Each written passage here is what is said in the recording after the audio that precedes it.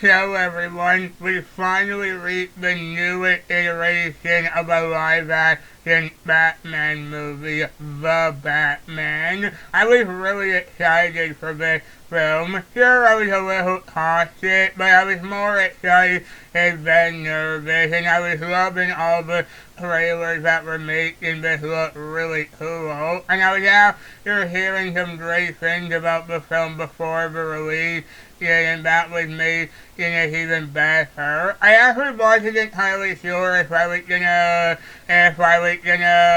make a YouTube review for this movie, but after talking to some people about it, I decided that it probably would be a good idea because I've never actually reviewed a DC movie on my channel before, but for this film, I really wanted to make an exception because it felt like a really different kind of movie to me. And so, in the end, what did I think of it? Honestly, guys, I'm not gonna lie. This is honestly my all-time favorite Batman movie. I personally never been the biggest fan of any live-action Batman movie before this, but this one is the one exception. I love the Batman, and it is definitely my favorite Batman movie. I just adored this so much, and I love how this is easily the most different kind of comic book movie I've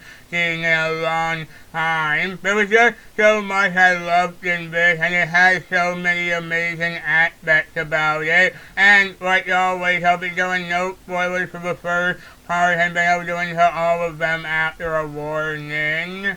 So, what's the story? In Gotham, Batman, played by Robert Pattinson, has been around for 2 years and is wondering what he can do for the crime rate in the city. And now he's having to deal with a new killer called the Riddler, played by Paul Dano. So now him and Jordan, played by Jeffrey Wright, are on the hunt to find him and stop him from whatever he's doing. While that's going on, Bruce is also trying to investigate a woman named Selena Kyle, played by Zoe Kravitz, who's working for the Penguin, played by Colin Farrell. So I'm not there. So immediately this might feel like getting into it really fast, but the first big thing I need to commend about this movie is the direction. This was directed by Matt Reeves, who did an absolutely phenomenal job with this movie. There's so many amazing bits of direction throughout the entire movie, just from the way the movie is shot and all the colors in the shots make this movie the best looking Batman movie I've ever seen. Again, like I said, I've never been a huge fan of the previous Batman movie, but this one was made so well that I have to commend it for that. Something else that's very unique about this film is the fact that it leans heavily into the detective aspect of Batman, something we've never really seen before in a Batman film before this, and this delves into that aspect so much and does it in a really fascinating and genius way. And the story is also filled with so many amazing twists that I didn't expect. There's like 3 really big twists in this that I didn't see coming, and all of them are weaved into the plot fantastically. Just the different ways it tells the story makes it insanely intriguing. Now we gotta talk about the cast. I know a lot of people are kind of skeptical about Robert Pattinson as Batman originally, but I'm saying this right now. After seeing the film and his performance, he's honestly my favorite live-action Batman. I know a lot of people like Ben Affleck and Christian Bale, but in terms of the live-action version of this character, Pattinson, I would say, is now my favorite. I thought he did a fantastic job as Batman and Bruce way. Just in terms of getting all of Batman's core aspects correctly and the way he handled him. So I thought he just did a phenomenal job with it, and the rest of it has just as fantastic as well. Like Andy Serkis as Alfred is terrific, terrific. Jeffrey Wright is amazing as Jordan, Joey Kravitz, Colin Farrell, Paul Dano, John Turturro. They all do fantastically. Something else that's really cool to see in this was the different gadgets that Batman used. Just the new time they introduced in this movie that were never seen before in other movies like this. It was just really cool to see it in live action. And I also feel like this movie handles things we've seen Batman do before in other movies in very different and unique ways. That again, I just felt helped differentiate this from other comic book movies. I also love the different ways Batman was having to solve different riddles from the Riddler. I always find those kind of solving mysteries been interesting in movies like this, and this one does it so well. I also feel like this might be my favorite Batsuit. Over the past few years, aside from the Ben Affleck Batsuit, I kind of noticed that a lot of live action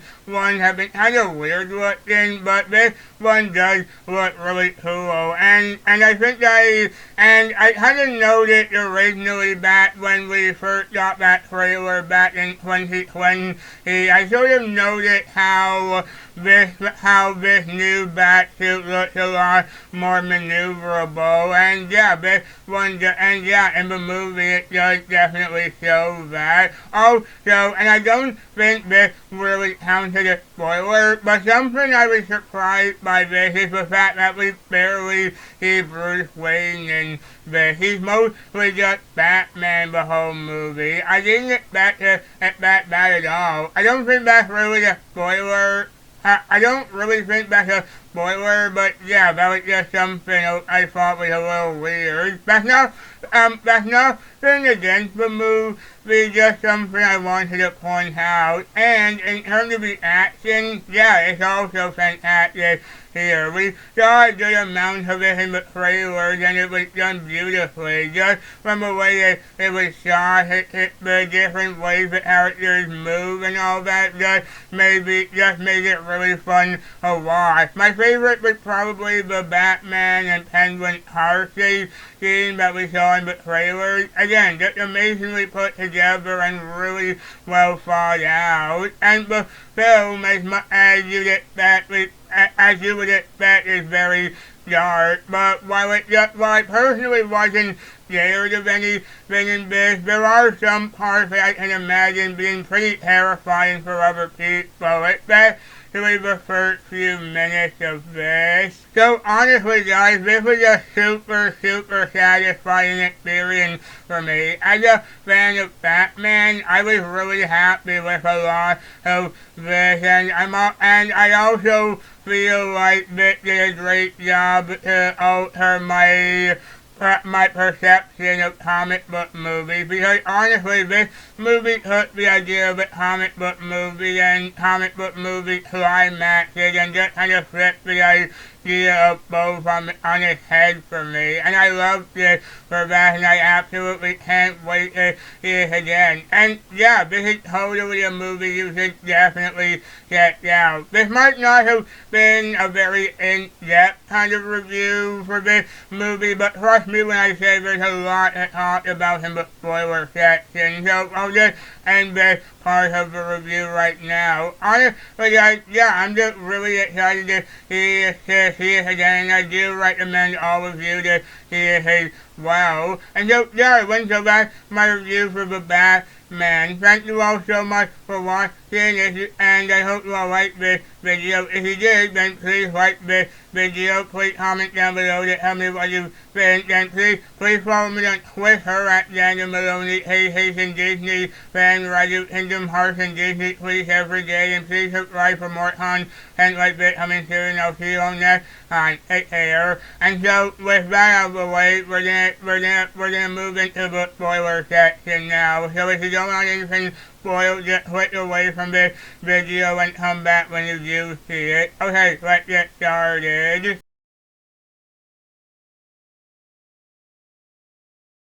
Okay, so there's actually a good amount to talk about in the spoiler section. The first thing I want to discuss is the first shot when we see someone spying inside the house, and we learn it's the Riddler spying on a mayor who Riddler then killed. Again, just amazingly directed, and how long we spend on that shot from his point of view, and then when he actually gets it killing him, it's pretty intense. And that's when we see Batman for the first time fighting back again, like we saw in the trailer, and then we get that scene where they're investigating the crime scene, like we saw in the trailer too, and we get back, and we get to see that the police don't trust Batman yet, and it's really just Jordan who does, and yeah, that part was great, really. And like I was saying, some of the gadgets we see Batman using this were great. The main one I was talking about were both camera lenses that he could put into his eyes, and he could just record what he was seeing. Again, just the different riddles they were having to solve were fun to watch. Especially the one with that USB stick. It was kind of creepy with that scene with the thumb and all that, but it was cool to see them figure it out. And the whole scene in the police station was cool too, with Batman being surrounded by the policemen, and then he and Jordan make a plan to get out of there. And another great new thing we see here is when he jumps off the building, he uses some laser suit to glide through the air instead of using his cape, and it was really unique. And then the following car chase with Batman and Penguin was really fun and riveting. And then, I like how we discover Riddler's plan and motivation. I know something like this was discussed in the Dark Knight movies with the corruption of the police and things like that was used here too, but honestly, I found it more interesting here, and it's interesting that part of Riddler's motivation. And this is what I meant when I was talking about some great twists in the movie. We eventually learned that Thomas and Martha Wayne were actually did some bad things as well, like when they tried to hide from the public, like Thomas hiring Tony to kill someone, and then trying to cover that up a little bit. But then we also learned that Martha was in Arkham Asylum, and we get an amazing scene with Bruce and Alfred in the hospital, and he tries to explain everything to him. That part right there is where I felt Robert Pattinson and Andy Serkis were both incredible in this. Speaking of, I like how a lot of Pattinson's performance in this had a lot to do with just him looking at people. That's a big aspect of Batman's character, and he did it great. And then another big twist in this is when we find out that Tony is actually Selena's dad. I didn't see that coming at all either, and I felt it added a lot to the end of the movie when Selena is about to kill him and Bruce stops her. And really just how a lot of these plot lines are brought together at the end is really smart. And in terms of something like the prison scene after the Riddler captured, that scene in particular, I thought Paul Dano did a great job with showing how psychotic and unhinged he really is. And then we get the biggest part of the movie where Riddler's plan is revealed to destroy the dam around Gotham and flood it. And we even get get some fight scenes there with Batman against, where Batman is against some of Riddler's followers, and that even had some great small moments there too, like when the guy Batman was fighting said, "I'm vengeance," and he just really surprised to hear him say that, and he just looks at him. But then, as soon as Batman helps some people, the climax is over. That's what I meant when I said the climax of this movie takes the idea of the traditional comic book movie climax and just flip the idea completely on its head, and that's usually not how these kind of comic book movies work. Yeah, but this movie makes it work because of how different the kind of movie it is, and I like how it got to its tone of being super dark and grounded as a detective mystery that took itself very seriously. And another amazing moment that I really loved was towards the end when Batman helping a woman to a helicopter stretcher, and she keeps holding on to him and doesn't want to let go. I thought that was really powerful and did a lot for this movie. Given everything this movie was setting up, that was a moment I thought did great to convey this even more. In terms of the scene where Riddler is in prison and he's talking to someone there, that was pretty cool, although a little confusing because we don't know who it is. It's more than like with Joker, but we never see him, and I was honestly kind of hoping we wouldn't see Joker in this. I know we don't technically see him, but I was really hoping we wouldn't see the Joker in a movie again, because I feel like that's been overused too much. But we'll just have to see what happens with the next one, and I really hope we get more sequels for this movie because I love this movie so much. Again, I'm really, really happy with how this movie turned out. And it's amazing to think that a movie like this and Spider-Man No Way Home both happened during coronavirus, and they still managed to make movies this amazing. I'm just really excited to see this one again, and the fact that they were able to do it with all this stuff going on currently in the world just makes me appreciate the filmmaking even more, because I really do believe that everyone involved in this did an incredible job, and I'm really happy. And even though I personally never been the biggest fan of a lot of the previous Batman movies, this one just hit home differently for me, and I'm really, really happy with the way it turned out, and I really do hope it does do very well with the box office numbers and just people's perceptions of it. So I went to that my review for the Batman. Thank you. I went to that there.